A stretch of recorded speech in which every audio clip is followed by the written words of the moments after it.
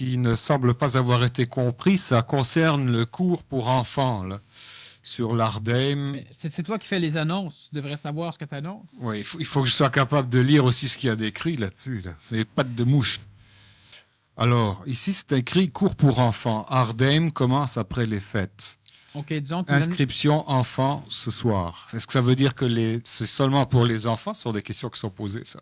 non, c'est que l'annonce qui est ici, c'est une annonce faite par le centre, c'est qu'il y a plusieurs personnes qui, depuis quelques mois, nous demandaient si on était pour faire un cours pour les enfants, un cours de ce qu'anciennement on appelait ici Ukikaido, qui est une forme d'éducation sportive qui ressemble un peu à un art martial, mais qui n'en est pas un.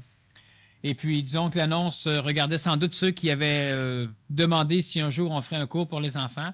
Et il y en a plusieurs, je crois qu'on a déjà 22 enfants d'inscrits. Alors l'annonce, disons que c'était sans doute surtout pour ces personnes-là. En ce qui concerne l'ARDEM, c'est un enseignement qui est nouveau, qui est donné ici au centre de l'universalité, enseignement que j'ai conçu avec d'autres personnes, en l'occurrence des ceintures noires en judo ou en karaté, dans différentes formes d'art martial.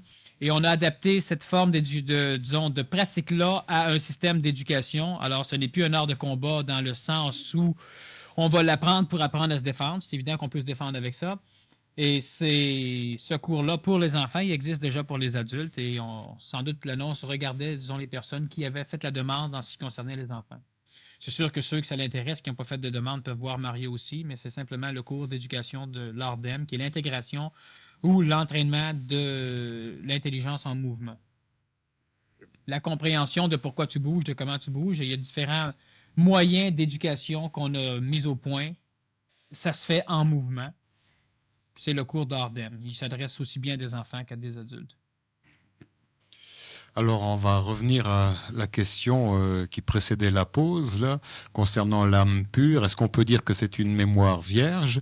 Est-ce que c'est une qualité que devra avoir au niveau de la gestation la femme qui enfantera de l'enfant nouveau? Bon. La relation entre l'homme nouveau et l'enfant nouveau est une relation d'éducation où l'enfant nouveau va avoir le privilège de se diriger vers une androgyna énergétique précurseur de ses parents.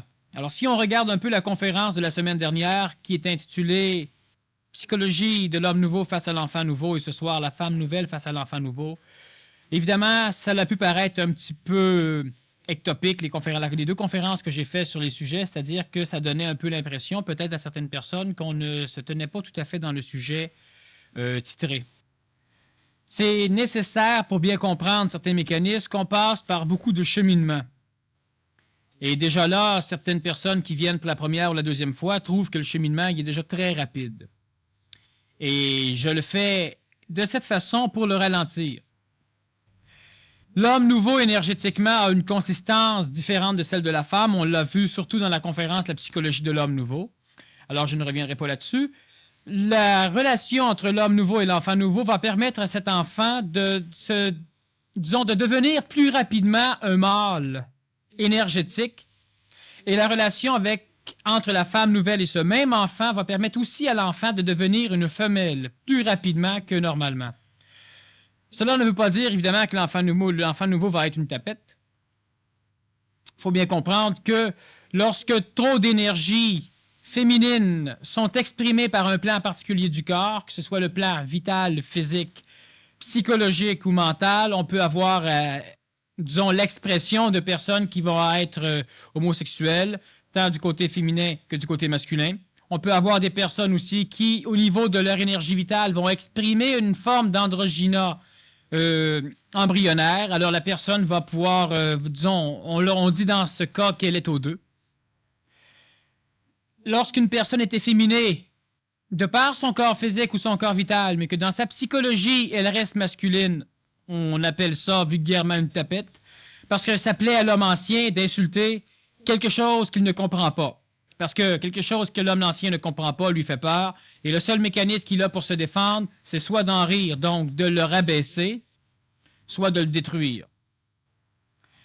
La femme nouvelle, le contact qu'elle aura avec l'enfant nouveau va automatiquement, énergétiquement équilibrer cet enfant nouveau de façon à ce que jamais plus un être humain sur la planète entrevoit une séparation réelle au niveau de l'expression de l'esprit dans des corps planétaires d'une façon sexuelle. C'est-à-dire que pour l'enfant nouveau, que ce soit une femme, que ce soit un homme, dans sa conscience d'être-té, dans sa conscience d'enfant et d'adulte par la suite, il ne verra plus jamais de femme et d'homme. Il ne verra de femme et d'homme que du point de vue biologique. Mais il ne verra pas de femme ou d'homme par le contact qu'il aura avec l'homme nouveau et avec la femme nouvelle. Il ne verra pas de femme de façon, et disons, énergétique. Globalement, il va percevoir par le contact entre ses parents nouveaux ou entre un homme nouveau et une femme nouvelle et lui-même, il va percevoir la différenciation des polarités énergétiques exprimées dans le contexte de notre évolution planétaire, mais il saura que le début et la finalité de ces différentes formes d'expression sexuelle sont la même chose. Alors la relation entre la femme nouvelle et l'enfant nouveau, ça va être une relation comme entre l'homme nouveau et l'enfant nouveau, une relation beaucoup plus énergétique, et par le contact énergétique, c'est-à-dire par la présence de l'un et de l'autre, l'enfant nouveau sera ajusté à ce qu'est l'homme et à ce qu'est la femme. Alors, dans sa conscience, le garçon nouveau sera un humain. Et dans sa conscience, la fille nouvelle sera un humain. Ou une humaine, pour les féministes avertis. Mais la fille ne sera pas une fille, sauf biologiquement. Et elle comprendra l'utilité encore actuelle d'avoir un corps féminin, tandis que d'autres ont un corps masculin. Et seul au niveau biologique, l'enfant nouveau va vivre une différenciation sexuelle parce qu'il en comprendra l'intelligence. La relation entre la femme nouvelle, entre l'homme nouveau et l'enfant nouveau, donc l'enfant, je parle d'enfant, que ce soit un garçon ou une fille, parce que pendant un laps de temps plus ou moins long, il y a un être humain qui s'appelle un enfant. Il n'y a pas de garçon, il n'y a pas de fille. Et à un moment donné, selon l'énergie vibratoire des parents, le garçon ou la fille va tendre à se dessiner garçon et fille dans la psychologie, dans l'énergie intellectuelle, et à la longue, cela peut faire un homme chauviniste, cela peut faire une femme qui veut se libérer, cela peut faire un paquet de contextes que l'on connaît au niveau de l'homme actuel, de nos sociétés modernes. Alors donc, la relation entre les adultes de sexe différent et l'enfant va permettre à cet enfant de ne plus jamais connaître de sexualité autre que la sexualité physique. Et ça, c'est important de comprendre ce mécanisme. Et pour arriver à le comprendre, on peut se référer plus facilement à la conférence « La psychologie de l'homme nouveau », psychologie de la femme nouvelle, psychologie du couple nouveau, des conférences que j'ai faites ces dernières semaines et un petit peu avant de partir pour le Pérou. La semaine dernière et ce soir, j'ai volontairement voulu m'échapper un peu du domaine de la psychologie matérielle ou plus accessible de l'enfant et de l'homme, de la femme, parce que j'en avais parlé suffisamment donc dans les conférences antérieures, ainsi que dans les conférences intitulées La conception de l'enfant et ce genre de conférences. Expliquant plus de mécanismes planétaires et plus de mécanismes cosmiques, c'est sûr que cela peut mélanger un peu les personnes qui commencent ou qui ne sont pas trop averties du vocabulaire ou de cette nouvelle conscience. Mais en faisant un balayage magistral de ces mécanismes, lorsque nous allons revenir sur la conscience plus terre-à-terre, plus psychologique, la lumière va se faire drôlement plus facilement. Parce que vous ne pouvez pas comprendre un mécanisme, un petit mécanisme. Celui-ci est en fait un immense mécanisme dont vous ne percevez qu'une partie. C'est exactement comme essayer de comprendre comment fonctionne le carburateur d'une automobile si on ne sait même pas que les pistons existent et si on ne sait même pas qu'il y a une pompe à essence et si on ne sait même pas que l'air existe. On ne peut pas comprendre. Essayez de comprendre la psychologie de l'homme ancien sans comprendre ce qui constitue réellement cette psychologie, c'est faire un travail hautement intellectuel, hautement spéculatif qui n'aboutirait à rien. Essayez de comprendre l'enfant nouveau sans connaître les mécanismes d'évolution de l'œuvre de l'enfant ancien qui vont l'amener à naître nouveau. Cela est impossible. Alors, la semaine dernière, on a parlé de l'évolution planétaire, on a parlé de l'évolution un peu du Québec ésotérique, chose sur laquelle on va revenir en janvier. On a parlé de pourquoi l'homme souffrait, pourquoi des populations entières souffraient. On a parlé de la connaissance de Dieu, on a parlé de la connaissance de l'esprit, on a parlé des réincarnations pluralitaires et individuelles. Tout cela pour qu'à un moment donné, vous puissiez clairement saisir, que ce soit acquis chez vous comme théorie, comme concept ou comme autre chose, ce n'est pas grave, la science fonctionne en théorie, cela fonctionne, cela marche. À un moment donné, lorsque on va aborder différemment certains thèmes, la lumière va se faire beaucoup plus rapidement chez vous. Alors, c'est volontairement que je préfère donner plus de matériel, un matériel peut-être un peu plus haut au niveau de la connaissance planétaire, au niveau des connaissances traditionnelles. Cela est fait consciemment et cela est fait dans des raisons, les raisons que je vous ai expliquées. Et à un moment donné, vous allez pouvoir assimiler, que vous connecter ce genre de mécanisme pour arriver à comprendre clairement ce qui se passe chez vous, ce qui se passe chez les autres, ce qui se passe dans votre vie. Lorsque je disais qu'à un moment donné, l'homme doit savoir qui il est, vous ne pouvez pas savoir qui vous êtes si vous ne connaissez pas l'extérieur qui vous a mis au monde. Sinon, vous n'aurez qu'une idée très colorée, très illusoire, une farce de ce que vous êtes, si vous ne savez pas qui vous a mis au monde. L'enfant nouveau ainsi que l'homme nouveau devront-ils créer un mode de vie ou encore une société à part pour survivre?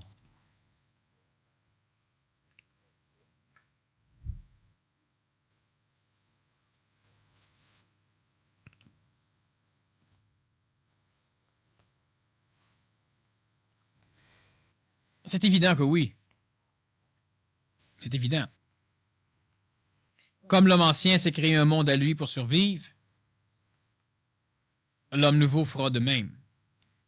Le premier monde qui va être créé par l'homme nouveau sera un monde qui sera amené, appelé à éduquer l'homme ancien. La différence entre l'éducation de l'homme nouveau sur l'homme ancien et l'éducation de l'homme ancien sur l'homme ancien ou l'homme nouveau, c'est que l'homme nouveau ne forcera jamais un être à accréditer ce qu'il va communiquer. Tandis que l'homme ancien se donne comme priorité d'obliger les autres à le comprendre. C'est important pour la psychologie ancienne, c'est important pour vous, c'est important pour l'homme, pour la femme, d'être compris. Pour l'homme nouveau, ça n'a plus d'importance. Il y a une raison intelligente de communiquer quelque chose pour permettre à l'extérieur, pour leur permettre d'arriver à nous accepter, donc à nous laisser être. On ne peut pas par la force obliger quelqu'un à devenir conscient. On ne peut par la force que lui enseigner l'illusion qu'il est conscient. Et des êtres qui ont une illusion de conscience sont plus inconscients que ceux qui sont inconscients. Ils sont plus dangereux. L'homme nouveau, l'enfant nouveau se crée un monde à part, un monde psychologique pour commencer, un monde d'amis réservés où les adultes et où les autres jeunes de son âge sont exclus. Mais plus il y aura de ces enfants nouveaux, plus il y aura d'enfants qui voudront cesser de souffrir, et donc plus il y aura d'enfants. Comme la femme, lorsque la femme a décidé un jour de libérer l'homme, elle a créé un monde pour elle, où elle a exclu l'homme.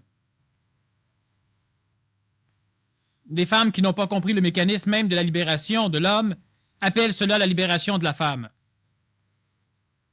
Parce qu'il faut bien comprendre que lorsque la femme s'est libérée, elle a libéré l'homme. Elle a permis à l'homme d'apprendre des choses que jamais il n'avait voulu apprendre.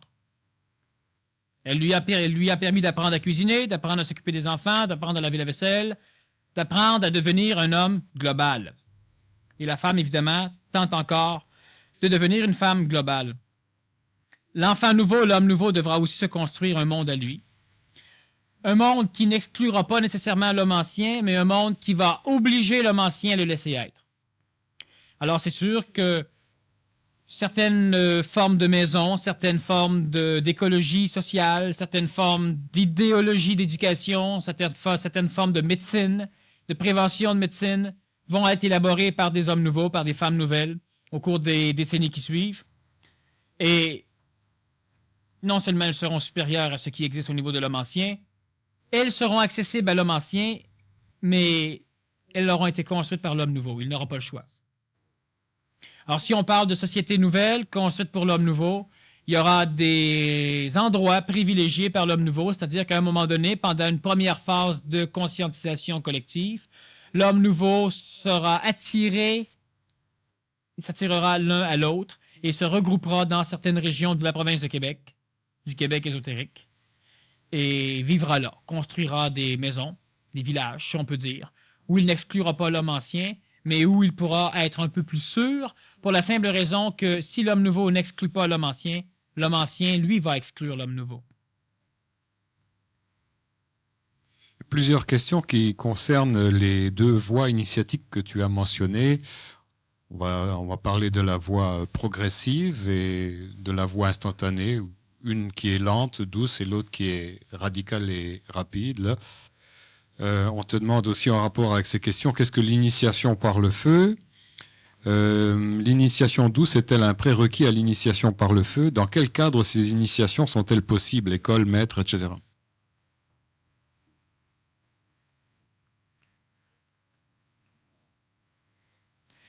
Effectivement, il y a deux façons d'évoluer. Il y a toujours eu deux façons de s'améliorer. Je préférerais au terme évoluer.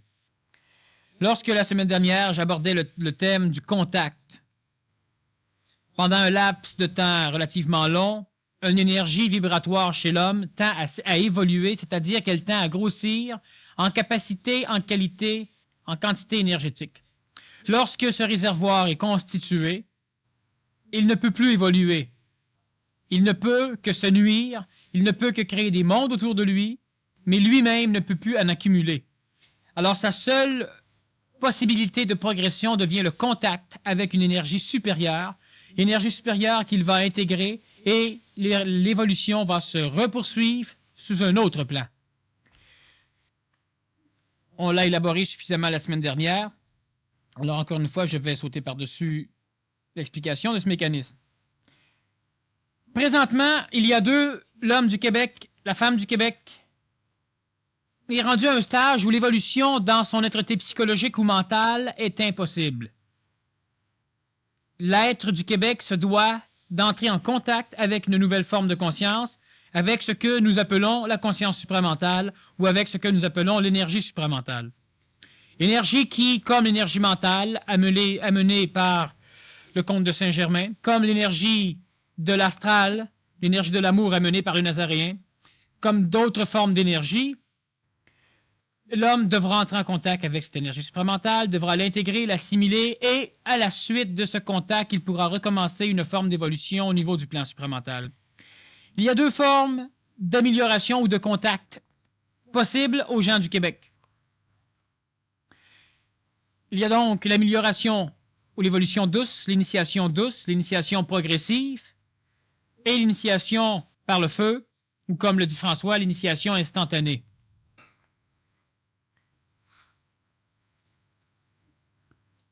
Ces deux formes de progression sont des formes de progression qui sont similaires. L'initiation douce amène toujours au résultat final, le contact. L'initiation instantanée amène au contact. La seule chose, c'est que lorsqu'un être non préparé, lorsqu'un être non prêt, lorsqu'un être non suffisamment vibratoire, lorsqu'un être contrôlé par son ego, lorsqu'un être prend la décision de passer par l'initiation instantanée, il est instantanément détruit, c'est-à-dire qu'il n'arrive à aucun contact, il se fait leurrer, il se fait berner, et il rallonge son temps d'évolution. Tandis que lorsqu'une personne suit un cheminement qui est sécuritaire, en ce qui concerne le fait qu'elle risque moins de se faire charrier par son ego, lorsqu'une personne suit une initiation progressive, pour l'ego, apparemment, dans le temps, c'est plus long. C'est aussi rapide. Sauf qu'elle laisse dans l'expérience de l'ego l'apparence de longueur. Parce que l'ego est assujetti au mécanisme illusoire de la connaissance du temps. Ces deux formes d'initiation sont des formes d'initiation qui sont enseignées un peu partout sur la planète. C'est-à-dire que l'initiation douce est enseignée partout sur la planète, dans différentes écoles, dans différents organismes, organismes qui peuvent paraître très néfastes pour certains. Et l'initiation instantanée n'est enseignée présentement que dans 2 écoles sur la planète. Elle est enseignée dans un 3e endroit qui n'est pas une école et qui s'appelle la vie. Donc, on a dans ce 3e endroit des personnes qui, à un moment donné, vont devoir souffrir l'initiation instantanée, le contact supramental involontaire forcé, pour devoir arriver à se libérer plus rapidement de tous les mécanismes astroplanétaires, de façon à devenir une antenne supramentale, un ajusteur de pensée collectif. Un orateur, par exemple. Les 2 écoles qui existent, qui peuvent permettre l'initiation par le feu, sont 2 écoles qui se trouvent présentement au Québec, écoles que je ne nommerai pas les noms.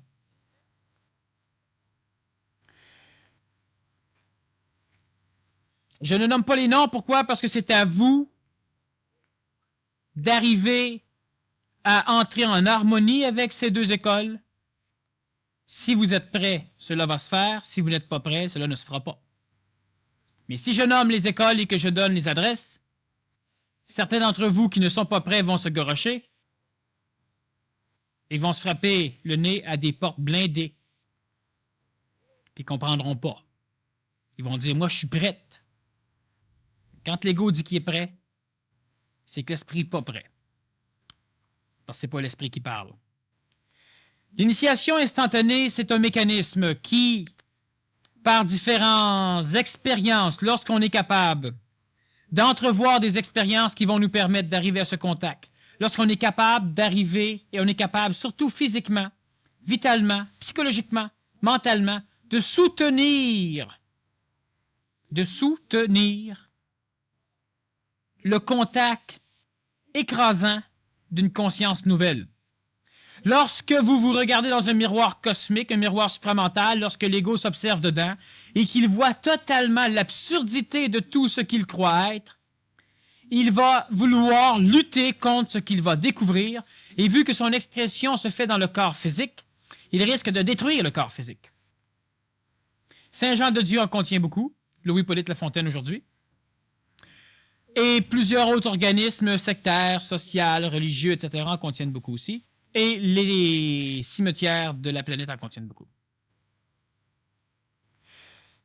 Lorsque la personne est prête, le mécanisme de contact peut se faire, c'est-à-dire que la personne va être amenée dans des endroits, dans des régions temporelles et spatiales qui permettent l'intégration rapide, qui permettent de goûter au contact supramental, de façon à avertir l'ego qu'effectivement cela existe.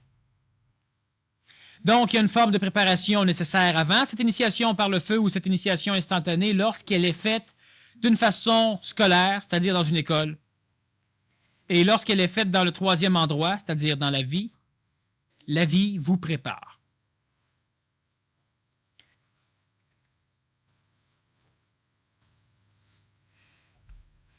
L'initiation douce est-il un prérequis? De toute façon, l'homme évolue toujours dans l'initiation progressive jusqu'au jour où, s'il est appelé ou si cela s'accomplit de cette façon, il passe à l'initiation instantanée. Dans quel cadre ces initiations sont-elles possibles, école, maître, autres? Il n'y a de maître que vous. Les écoles, ce sont des endroits où certaines personnes qui ont cette faculté de, disons, plugger certaines choses chez certaines personnes peuvent le faire. Mais il n'y a pas de maître.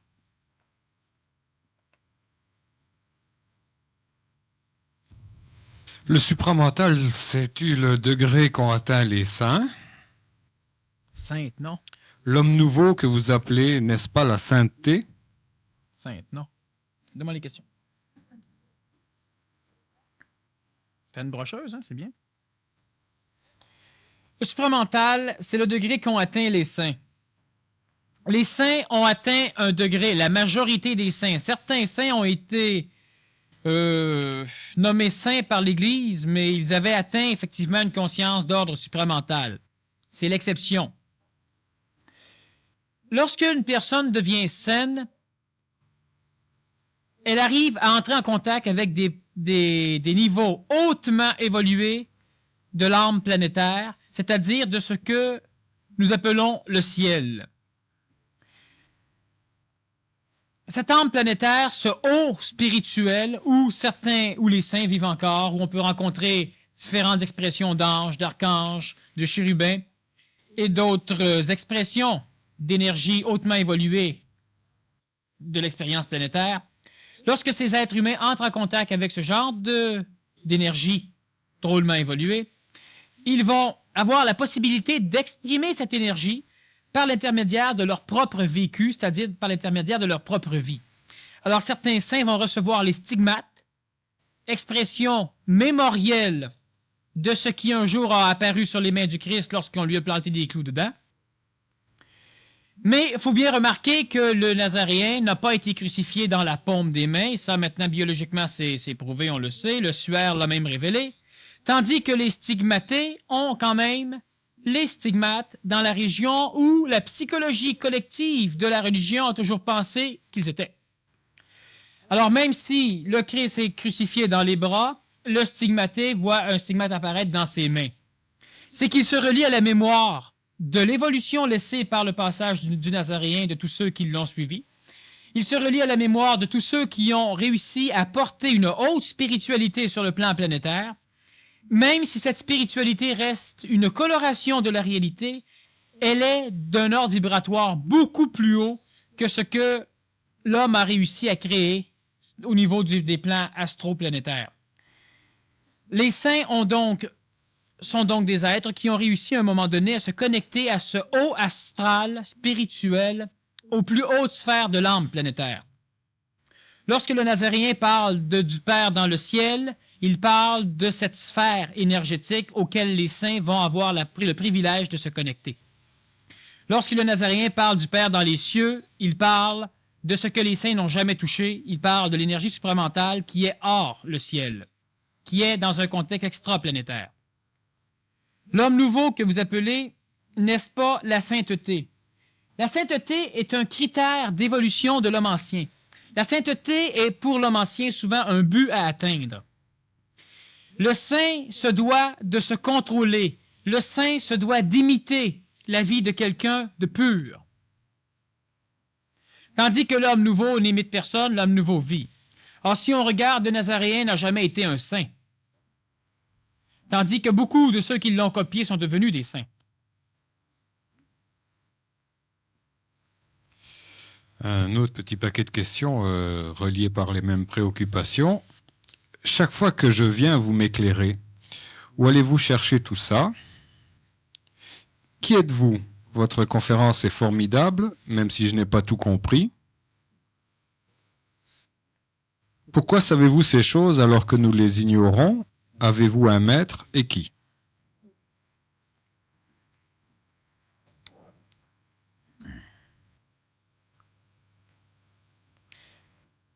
Bon, où allez-vous chercher tout ça? Sachez une chose, c'est que dans l'apparence, et seulement dans l'apparence, je sais beaucoup plus de choses que vous. Mais en réalité, je ne sais de plus que vous qu'une seule chose. Une. Je sais une chose que vous ne savez pas. Mais il n'y a qu'une chose que je sache de plus que vous. Et même si ce soir je vous dis quelle est cette chose, vous ne le saurez pas. Et je vais vous le dire. Il y a une chose que je sais que vous ne savez pas et il n'y a qu'une chose. Je vais vous la dire et même si je la dis, vous ne le saurez pas. Vous allez l'apprendre, mais vous ne le saurez pas. C'est que vous savez tout ce que je dis et je sais tout ce que je dis.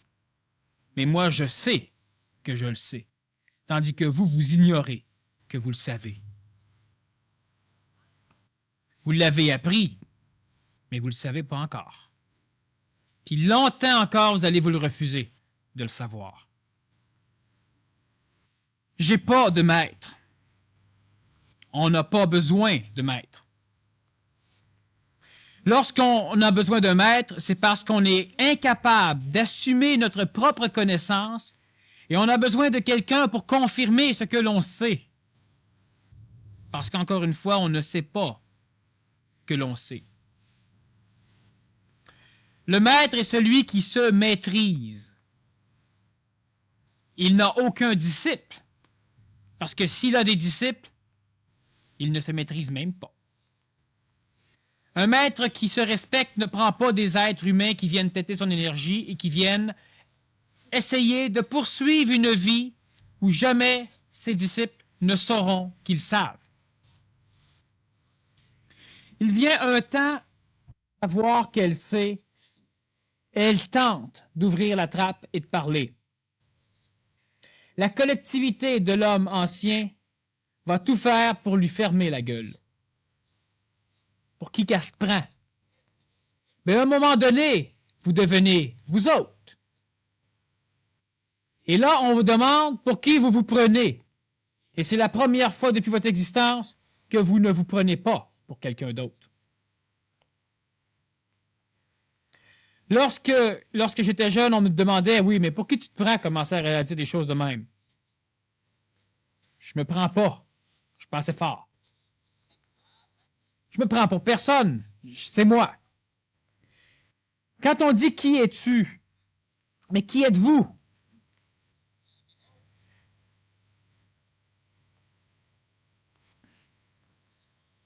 L'homme pose toujours ce genre de questions parce qu'il essaie encore une fois, qui es-tu? Qui es-tu? Et comprenez ceci, c'est un travail extraordinaire au niveau de la conscientisation de l'homme. Qui es-tu?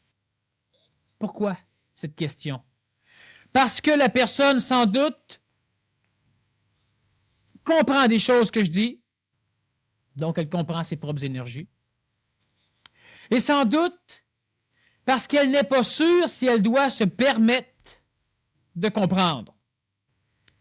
Et si elle sait qui je suis et que ce que je lui réponds est dans l'ordre de ce qu'elle s'attend, elle va pouvoir se permettre de comprendre parce que le grand maître vient d'y parler.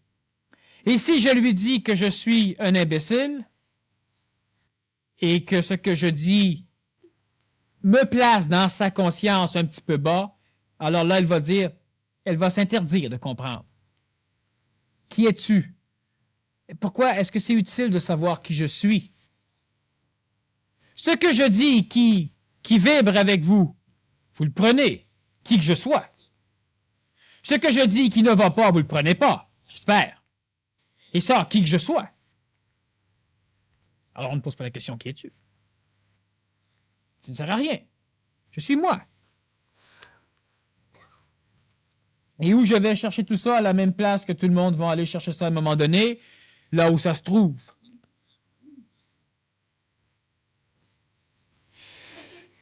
Si tu dis que cela peut être dangereux pour un enfant nouveau d'être mal dirigé pour qu'il devienne un monstre, est-ce que le même danger attend l'homme en transition?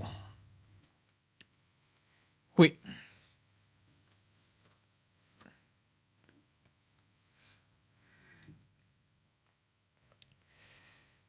Oui, mais l'homme qui va devenir à un moment donné une espèce de monstre, prenons un exemple bien connu d'un homme nouveau qui un jour est devenu un monstre. Et on ne retient de cet homme, évidemment, que le monstre. Lorsqu'un jour cet enfant a commencé à découvrir les mécanismes de la manipulation, et c'est un précurseur, il a compris de quelle façon son pays, de quelle façon ses amis d'école, de quelle façon sa société, de quelle façon ses parents, de quelle façon ses oncles, de quelle façon sa famille étaient assujettis était manipulé par toutes les forces politiques extérieures. Et cet adolescent, ce jeune adulte, a essayé de communiquer ces nouvelles découvertes. Mais les manipulateurs déjà présents dans son pays ne connaissaient pas la manipulation. Alors, à un moment donné, il s'est révolté et il a tenté de changer les choses. Et ce n'était pas le temps de changer les choses. Savez-vous quand est-ce que c'est le temps de changer les choses? C'est lorsqu'elles changent. Il a été arrêté, il a été mis en prison plus qu'une fois. Et un jour, il s'est fait ramasser. Il était fatigué, il était écœuré de lutter, alors qu'il n'avait aucun résultat. Et un jour, on lui a donné la possibilité d'avoir du résultat. Alors, il a accepté. Il a eu du résultat pendant quelques années. Il a conquis la Pologne, la France, il a conquis presque toute l'Europe et il s'apprêtait à conquérir les États-Unis. Et lorsque certains personnages sont venus le visiter, personnages qui n'ont pas été vus par ses secrétaires, mais ses secrétaires ont confirmé à Nuremberg qu'effectivement, de temps en temps, le Führer parlait avec des personnages invisibles. Et c'était la période de temps où il a commencé à être fou. C'est sûr. Il faut bien expliquer le fait qu'il parlait avec des personnages invisibles. Alors, il était fou. Ça explique tout. Lorsqu'Adolphe a été assujetti à des mécanismes qui, dans l'ésotérisme traditionnel, vont porter le nom, entre autres, de prieuré de Sion, lorsqu'il a été assujetti à certains des grands maîtres de l'humanité, contrôlé par un personnage qui va se faire de plus en plus connaître, il a mis toutes ses capacités de manipulation, toutes ses capacités de prescience, parce qu'il savait quand il devait attaquer, il savait quel genre de farce politique il devait faire. Ces premiers pays qu'il a conquis, il les a conquis avec des fanfares. Il est rentré dans un pays, il a traversé les frontières avec des fanfares armés, des militaires qui faisaient des démonstrations. Et politiquement, tout le monde disait, ben non, ça se peut pas, attendez. Et 2 jours après, il n'y a personne qui partait, mais on ne peut plus les mettre dehors. La Tchécoslovaquie a été prise comme ça. Et d'autres pays, ils savaient, jusqu'au jour où c'était suffisant, son savoir. Jusqu'au jour où c'est des personnages américains, parce que c'est dans la nouvelle terre, en Amérique, que devait naître cette conscience écologique supramentale. Et évidemment, on a manipulé certains personnages pour pouvoir produire une arme digne de l'homme nouveau, une arme nucléaire. Évidemment, la fission de l'atome était une connaissance nouvelle chez l'homme, et ce n'était pas, on n'a pas enseigné à l'homme, ou l'homme ne s'est pas enseigné à lui-même, cette fission de l'atome exclusivement pour en faire des bombes. C'est l'homme ancien qui maintenant fait des bombes avec l'arme atomique, avec la fission de l'atome. Alors cet homme nouveau qui a aperçu des mécanismes que la majorité d'entre vous commence à percevoir, était seul. Seul, et il a eu le privilège d'avoir une conscience qui englobait l'Europe.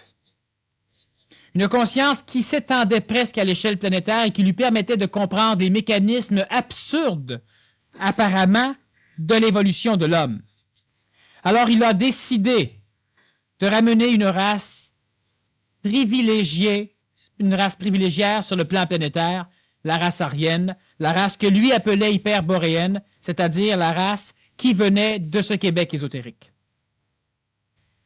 Il s'est trompé au niveau de l'hyperborée, il s'est trompé au niveau du nom de la race, au niveau de la race aryenne, qui est la première sous-race de la race mer blanche, dernier vestige de la race atlantéenne.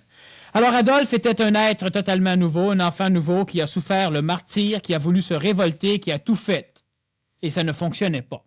Et à un moment donné, cet être transitif a eu la possibilité de poursuivre. Mais c'est l'astral planétaire qui le lui a donné. Alors il a embarqué et il a fait confiance jusqu'au jour qu'on a commencé à diriger son chemin vers quelque chose qu'il ne voulait pas. Mais lorsque c'est enclenché, c'est enclenché. Et la seule chose qui termine cette initiation manquée, c'est la mort. Et c'est ce qui est arrivé. Je donne l'exemple d'un être, d'un monstre qui est connu et qui lentement s'en va dans l'oubli. Parce que ceux qui l'ont connu s'en vont aussi dans l'oubli. On a d'autres personnages qui sont devenus des monstres. Prenons par exemple celui qui, à un moment donné, a découvert des mécanismes qui permettaient la création de la vie sur le plan planétaire. D'un homme qui s'est allié à d'autres personnages, je ne nommerai pas les noms de ces personnages, et qui, par le biais de travail biologique, de travail au niveau du système génétique, a réussi à comprendre d'une façon exemplaire le mécanisme biologique de l'homme, le mécanisme d'atteinte de son plan vital, et ces personnages ont réussi à mettre au point une nouvelle forme de maladie.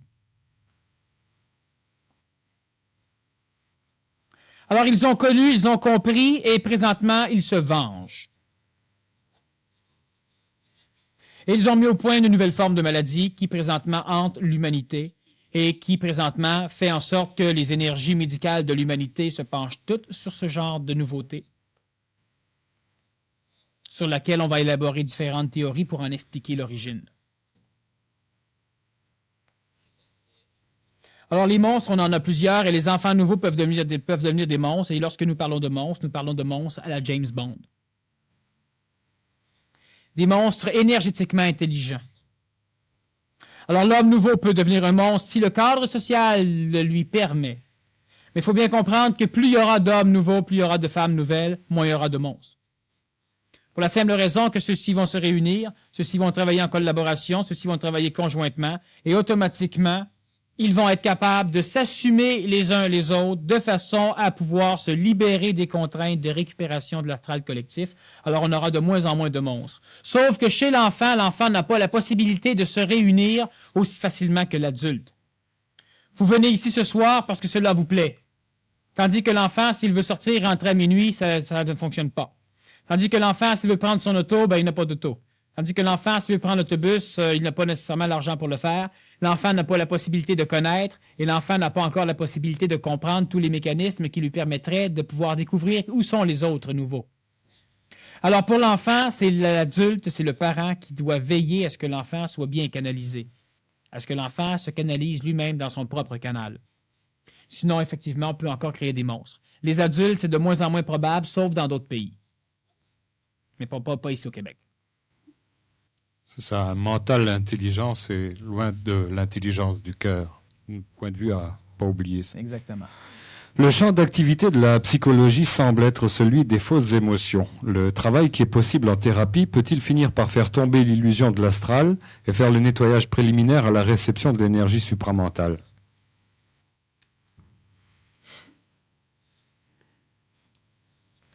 Bon, effectivement, le champ de la psychologie perturbatrice chez l'homme est effectivement le champ des fausses émotions, c'est-à-dire là où l'homme croit être une émotion, là où l'homme a peur, là où l'homme est envieux, là où l'homme est jaloux. Le travail qui est possible en thérapie peut-il finir par faire tomber l'illusion de l'astral? Si cette thérapie, il faut faire attention avec le mot thérapie qui veut quand même dire guérir, alors évidemment, il faut faire attention. Disons que si les mécanismes d'éducation ou d'instruction, beaucoup plus d'instruction que d'éducation, parce qu'à un moment donné, on instruit, on n'éduque plus, on donne de l'instruction, on donne de l'information, c'est tout, la personne en fait ce qu'elle veut.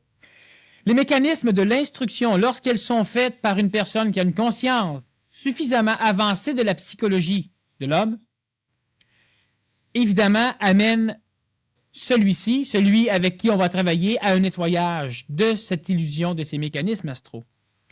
Ce nettoyage va se faire par des mécanismes qu'on enseigne souvent, des mécanismes sur lesquels je suis revenu souvent ici en conférence, au niveau de l'observation, au niveau de la mentalisation, au niveau de l'intelligention.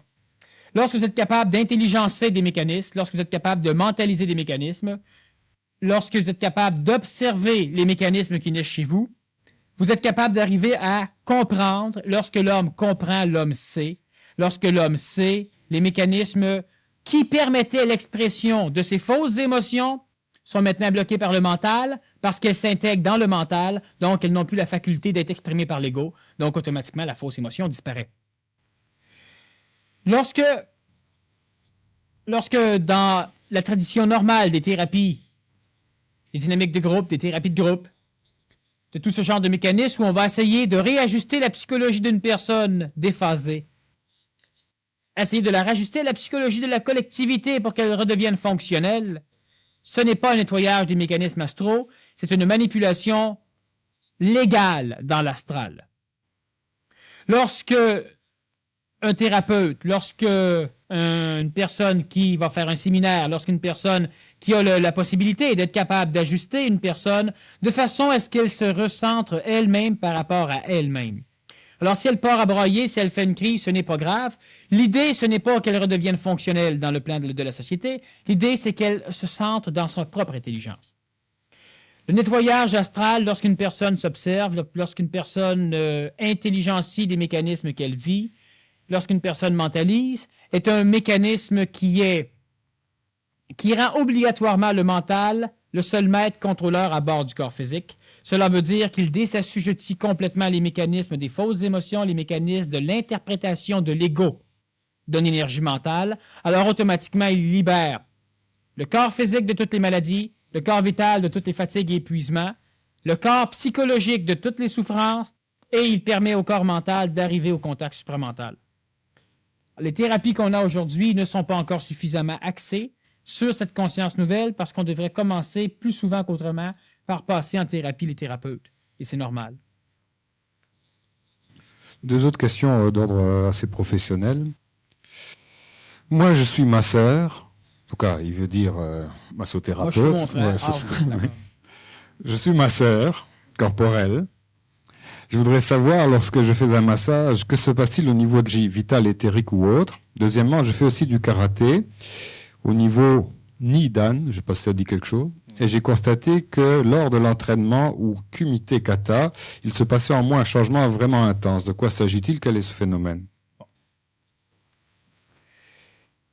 Moi, écrit en gros, c'est bien. Moi, je. Lorsqu'une personne fait du massage, lorsque une personne se fait faire un massage, il y a deux mécanismes qui peuvent entrer en jeu. Ou bien le masseur se fait suctionner son énergie vitale, ce qui peut l'amener à un moment donné à être fatigué après un massage, une fatigue plus profonde qu'une fatigue musculaire. Il peut aussi, à la longue, réussir à voler de l'énergie de son patient, de la personne qui le masse. Alors là, il se sent énergie, puis il aime ça. Et ce mécanisme où il aime ça peut aussi l'amener à un moment donné à absorber suffisamment d'énergie vitale de l'autre qu'il va assujettir sa propre énergie vitale à celle de l'autre. Et si l'autre a différentes formes de maladies, il pourra aussi avoir ces maladies. Et évidemment, le masseur peut aussi transmettre ses propres maladies à la personne qu'il va masser. Maintenant, là, on parle d'un mécanisme normal qui est fait hors contrôle conscient de l'un et de l'autre.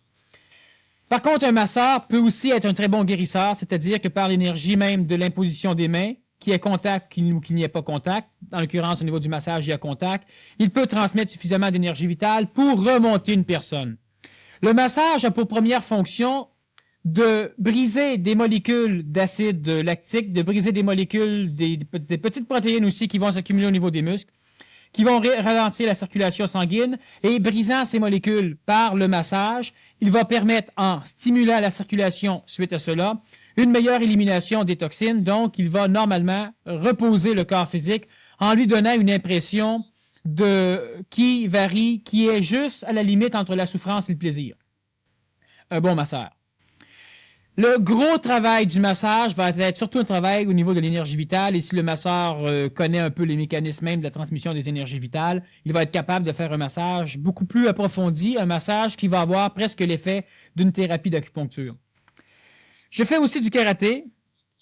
On constate que lors de l'entraînement au kumite kata, il se passait en moi un changement vraiment intense. De quoi s'agit-il? Quel est ce phénomène? Au niveau du PMC, on va par exemple travailler sur des mécanismes que nous appelons la démarche flottante, chose qui, disons, est typique du PMC, mais qui peut ressembler de très loin au kumite kata, c'est-à-dire à une pratique où on va exécuter certains mouvements avec une certaine conscience du corps lorsque nous exécutons les mouvements.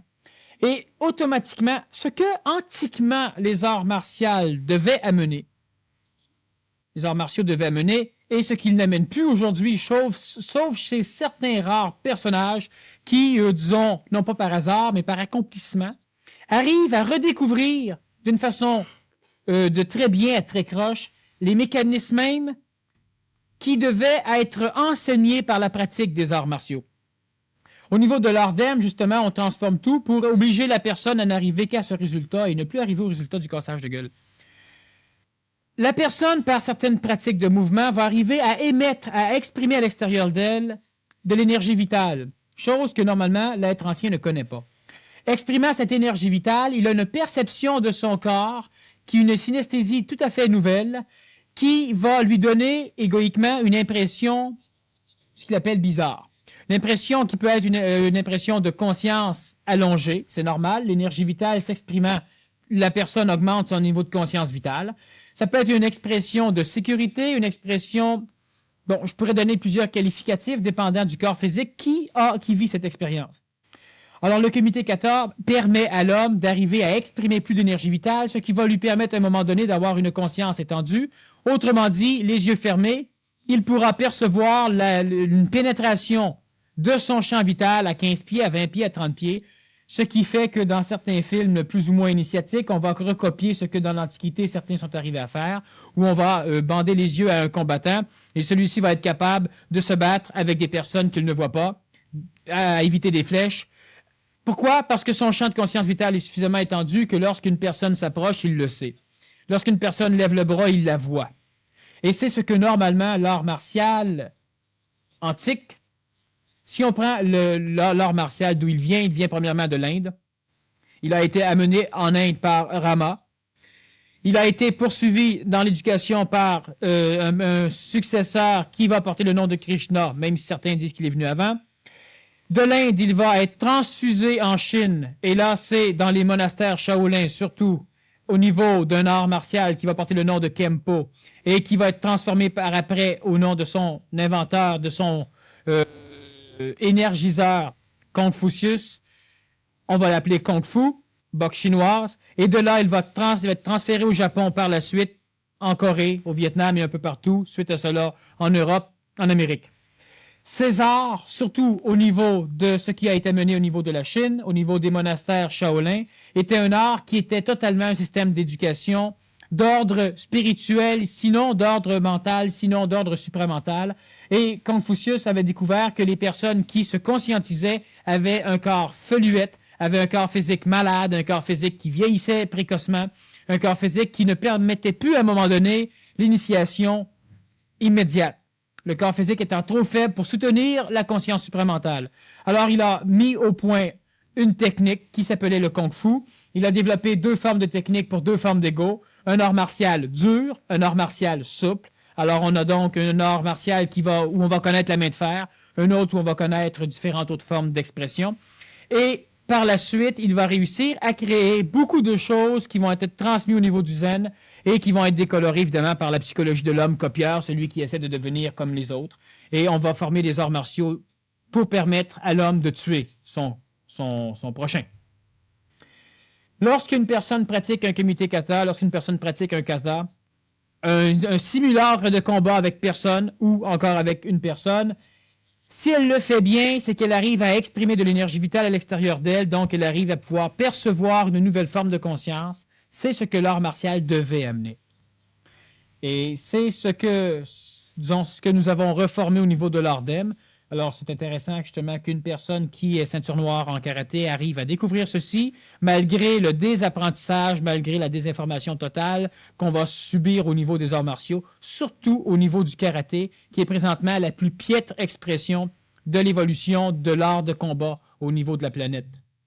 Si on veut avoir une idée des formes d'évolution encore un peu correctes, collectivement, alors on a le l'aïkido, on a le judo, et suite à cela, on aurait même le kung-fu qui est pas mal dénaturé, et le karaté ici aujourd'hui qui est totalement brimé, démoli. Évidemment, certaines personnes arrivent à travers ces mécanismes à faire quelque chose de bon. Alors, qu'est-ce qui arrive comme phénomène? C'est simplement le phénomène que j'ai expliqué. C'est une expression d'énergie vitale, une extra-conscientisation, une étendue de la conscience vitale qui amène à cette personne différents contacts nouveaux.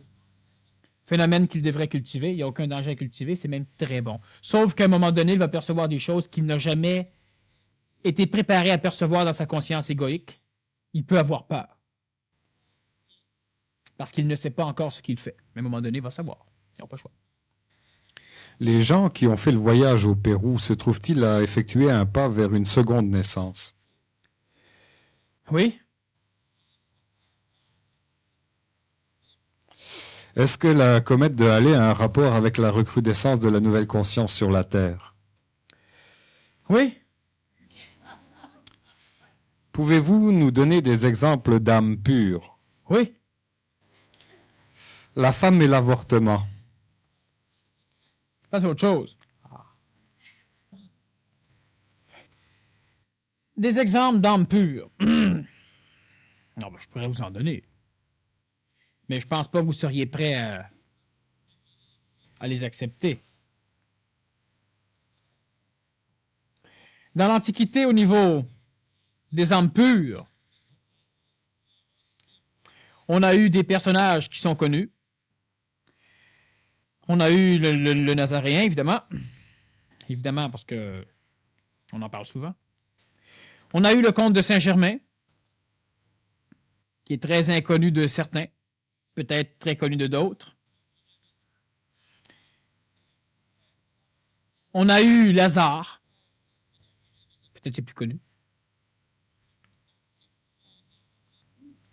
On a eu des personnages qui ont aidé à la cristallisation des phénomènes astroplanétaires. On a eu des personnages comme Nicolas Flamel, sous un autre nom, a eu une âme pure.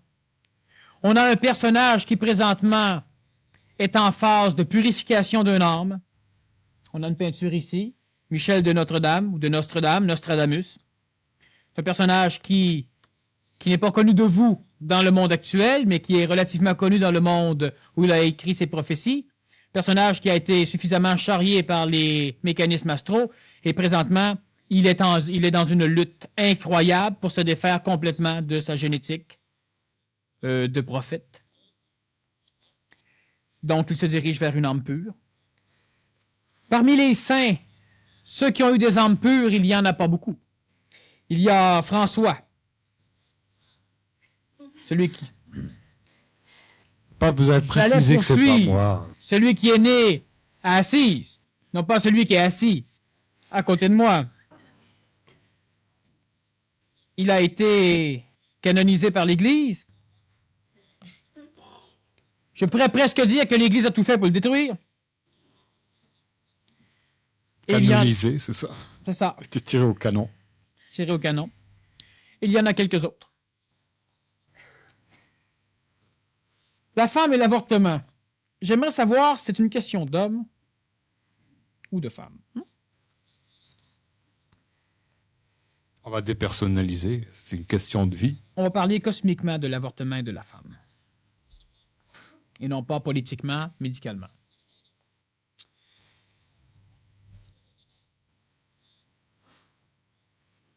L'avortement, je ne parle pas donc de l'avortement obligatoire, c'est-à-dire lorsqu'on a le choix de faire mourir la femme pour faire vivre l'enfant. À un moment donné, beaucoup plus tard dans la génétique humaine, beaucoup plus tard dans la société nouvelle, beaucoup plus tard, n'ayez pas peur, beaucoup, beaucoup plus tard, lorsqu'un jour vous allez devoir renaître par l'intermédiaire d'une femme, à cette époque-là, l'homme sera suffisamment intelligent. Ne vous en faites pas, il ne vous tuera pas pour laisser vivre votre mère.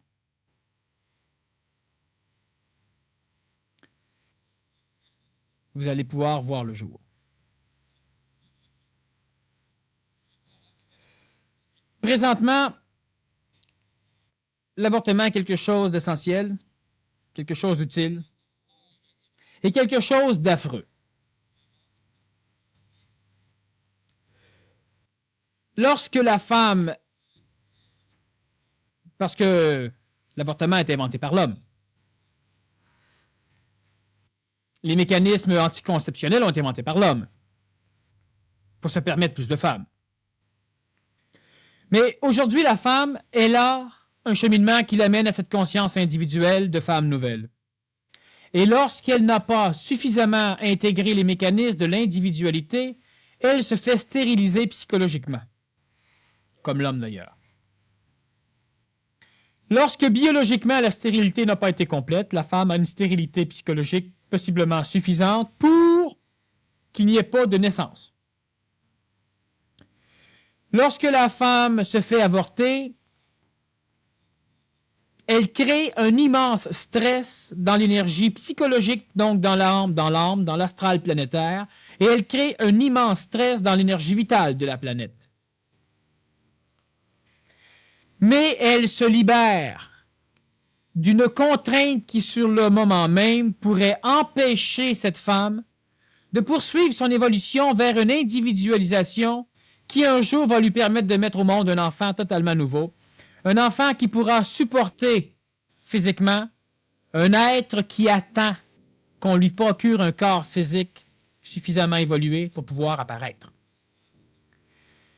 Un jour, la femme ne mourra pas et elle ne se fera pas avorter. Avant ce temps, la femme acceptera de mourir pour laisser naître. Tandis qu'aujourd'hui, c'est normal, la femme accepte de tuer pour vivre. Le mot tuer peut paraître violent, il paraît violent qu'à ceux qui ont un concept de ce que c'est que la vie et la mort, un concept frauduleux. Alors présentement, je n'ai rien contre l'avortement, parce que je comprends les mécanismes essentiels et nécessaires qui obligent la femme à devoir passer par des actes qui paraissent cruels à ceux qui ne comprennent pas, pour pouvoir arriver plus rapidement à une évolution qui lui permettra d'être enfin ce qu'elle est. C'est sûr que la femme qui se fait avorter